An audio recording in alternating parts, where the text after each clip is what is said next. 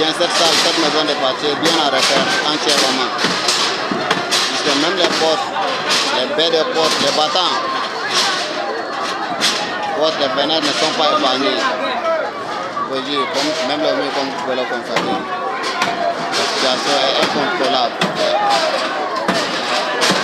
Très critique vraiment. Ah, ce sont les pièces de feuilles de tôle, de lattes pour la charpente, les feuilles de contre-plaquet, pour le faux plafond et autres.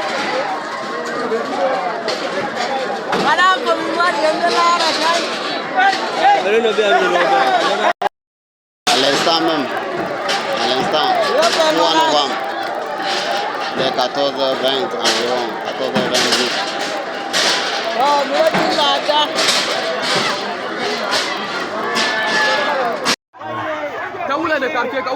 Ka be wulata matalaka ani be wulata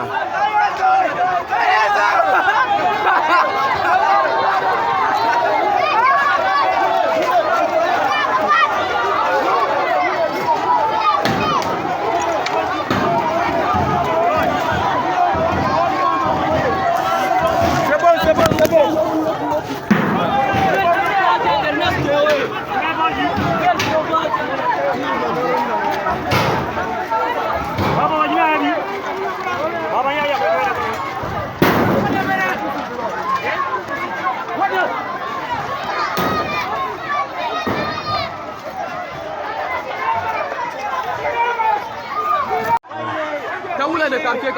Ka be wulata matalaka ani be wulata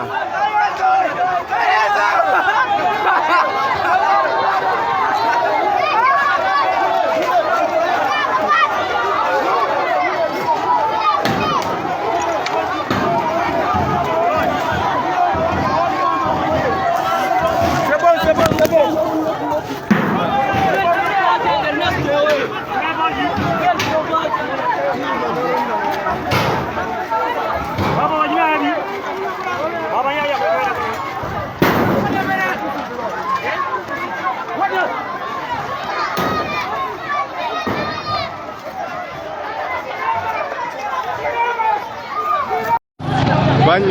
bagno ndako ɗo sala jotta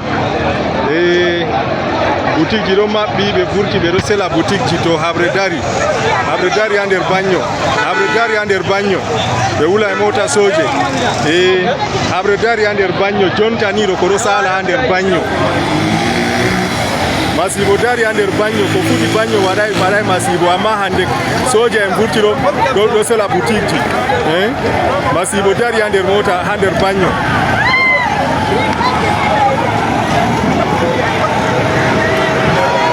masibo dari ha nder bagno masibo dari ha nder bagno masibo dari ha nder bagno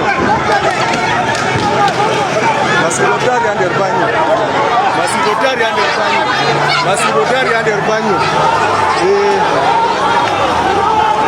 masibo yummi ha nder bagno hande on laari jamaje ko on ɗo laara jamaje ko on ɗo laara ko ɓe wari ɓe vi ɓe sela e boutique ji himɓe ha nder wuro banni il y a un panique général. Comment les gens tournent, les gens voient comment les gens tournent. Il y a un panique général, les gens envoient les choses dedans. Il y a un panique général. Regardez les mamans qui sont en train de faire le maïs. Regardez comment les gens sont en train de faire. Partout les gens ferment. Regardez. Depuis quelques jours, les choses ont pris une autre tournure au Cameroun. Ce qui n'était encore qu'une tension post-électorale s'est transformé à Bagno, comme à Yaoundé, en une onde de choc national. Dans les rues, les visages sont fermés, la peur se mêle à la colère et les réseaux sociaux débordent d'images que le pouvoir tente de censurer. Ce qui s'est passé à Bagno n'est pas un accident. C'est le résultat d'années d'étouffement, de mensonges et de mépris social. Une ville de l'Adamawa, souvent oubliée, devenue malgré elle le symbole d'un pays au bord de la rupture. Tout est parti d'une rumeur, comme souvent. Une rumeur sur des urnes bourrées, sur des résultats falsifiés, sur des arrestations arbitraires. Mais cette fois, la colère n'a pas été contenue. Les jeunes sont sortis dans la rue. Certains ont crié leur faim, d'autres ont crié leur liberté. Et très vite, les forces de l'ordre sont intervenues dans la brutalité habituelle. Les tirs, les rafales, les cris. On parle de plusieurs blessés, de maisons incendiées, de commerces pillés. Bagno s'est embrasé en quelques heures et cette colère a trouvé un écho dans d'autres villes, notamment à Yaoundé, où des groupes de jeunes ont profité de la confusion pour manifester, d'autres pour vandaliser. Ce qui semble du désordre n'est en réalité qu'un symptôme, celui d'un peuple épuisé, fatigué de se taire.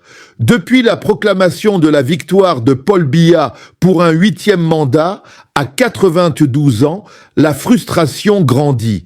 Dans un pays où plus de la moitié de la population a moins de 25 ans, voir le même visage au sommet de l'État depuis plus de 4 décennies relève d'un cauchemar collectif. À chaque élection, c'est le même scénario. Contestation, répression, silence. Mais cette fois, quelque chose a changé. Ce n'est plus seulement une crise politique, c'est une crise morale, une fracture entre l'État et la nation. À Bagno, les gens ne se sont pas révoltés pour un parti ou un leader. Ils se sont révoltés parce qu'ils n'en peuvent plus, parce que l'école ne sert plus à grand-chose, parce que le sac de riz coûte plus cher que le salaire d'un instituteur, parce que les hôpitaux sont des couloirs de mort, parce qu'on promet la paix à des ventres vides. Quand la misère devient chronique, la moindre étincelle met le feu à la maison. Et Bagno a brûlé, parce que le Cameroun entier est inflammable. À Yaoundé, le pouvoir observe inquiet. Les ministères communiquent, les porte-paroles minimisent, les médias d'État parlent de vandalisme isolé. Mais tout le monde sait que c'est plus profond.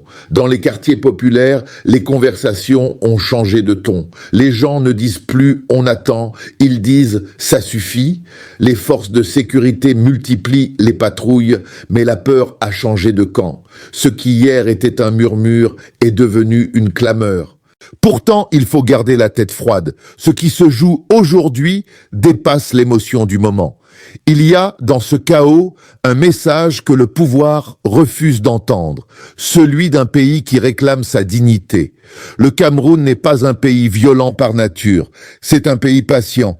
Trop patient peut-être, mais quand la patience devient souffrance, la révolte devient réflexe. Bagno n'est pas une exception, c'est un avertissement. C'est le signe que la peur ne suffit plus à gouverner. Les analystes l'avaient prédit.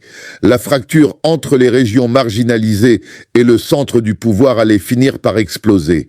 L'Adamaoua, longtemps perçue comme une zone calme, montre aujourd'hui les premiers signes d'une colère profonde. Le Nord s'est senti trahi, abandonné, méprisé, et ce sentiment se propage. Il traverse les provinces, les villes, les quartiers. Il unit paradoxalement ceux que la politique avait séparés. Mais il y a aussi dans cette colère une part de désespoir. Le vandalisme, les pillages, les destructions ne sont pas des solutions, mais des cris. Des cris d'un peuple sans canal d'expression, sans opposition unie, sans presse libre. Des cris d'un pays qui parle à coups de pierre parce qu'on lui a interdit de parler avec des mots. Le pouvoir a voulu un silence total. Il récolte le vacarme. Ce qui s'est passé à Bagno n'est donc pas un fait divers. C'est un signal politique, social et moral. Un avertissement adressé à un régime qui s'est endormi sur ses certitudes. Et si Yaoundé croit pouvoir éteindre le feu par la force, elle se trompe. On ne tire pas sur une idée. On ne tue pas un sentiment. La colère, elle, se propage comme la poussière rouge des routes de l'Adamaoua. Elle colle à la peau. Elle entre dans les maisons. Elle reste. Ce soir, à Bagno, on compte les blessés, on pleure les morts, on balaie les débris. Mais dans chaque foyer, quelque chose a changé. La peur s'est fissurée. À Yaoundé, dans les salons du pouvoir, on prépare des discours, on convoque des réunions d'urgence. Mais au fond, tout le monde le sait, le pays n'est plus le même. Le Cameroun vit un basculement silencieux. Les prochains jours seront décisifs. Soit le pouvoir choisit la répression totale au risque d'enflammer d'autres villes, soit il tente un dialogue sincère, ce qu'il n'a jamais su faire. Mais une chose est sûre, ce qui s'est passé à Bagno n'est pas une parenthèse. C'est le début d'une nouvelle séquence, celle d'un peuple qui n'a plus peur de dire non. Le Cameroun entre dans une zone de turbulence où plus rien ne sera comme avant. La jeunesse a vu, la jeunesse a compris, la jeunesse s'organise. Et même si la poussière retombera, même si les médias d'État parleront de retour à la normale, ce ne sera qu'un mensonge de plus. Car la vérité, elle, s'est déjà écrite dans les rues de Bagno. Un pays qu'on étouffe finit toujours par respirer, même dans la violence.